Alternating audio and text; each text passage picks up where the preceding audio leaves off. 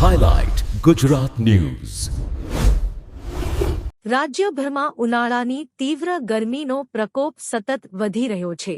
ગુજરાતના મોટાભાગના શહેરોમાં તાપમાન 40 ડિગ્રીને પાર પહોંચતા જનજીવન પર તેની સીધી અસર જોવા મળી રહી છે. હવામાન વિભાગ મુજબ આગામી દિવસોમાં પણ ગરમીમાં ખાસ રાહત મળવાની શક્યતા ઓછી. અમદાવાદ અને ખેડા જિલ્લામાં સૌથી વધુ 44 ડિગ્રી તાપમાન નોંધાયું હતું.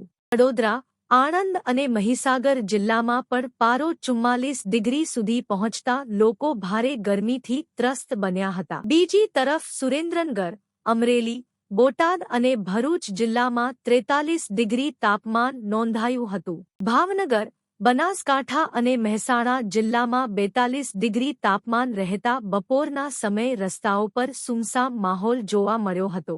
રાજકોટ અને કચ્છમાં 41 ડિગ્રી જ્યારે જૂનાગઢ, સુરત અને નવસારીમાં 40 ડિગ્રી તાપમાન નોંધાયું હતું. ગરમીથી બચવા લોકો ઠંડા પીણા અને ફળોના રસનો સહારો લઈ રહ્યા છે. અમદાવાદમાં ખાસ કરીને શેરડીના રસની દુકાનો પર લોકોની ભારે ભીડ જોવા મળી હતી. યુવાનો અને કામકાજ માટે બહાર નીકળતા લોકો શરીરને હાઇડ્રેટ રાખવા શેરડીનો રસ પીતા જોવા મળ્યા હતા. ડોક્ટરોએ લોકોને બપોરના સમયે અનાવશ્યક બહાર નીકળવાની, વધુ પાણી પીવાની અને શરીરને ડિહાઇડ્રેશનથી બચાવવા તકેદારી રાખવાની સલાહ આપી છે.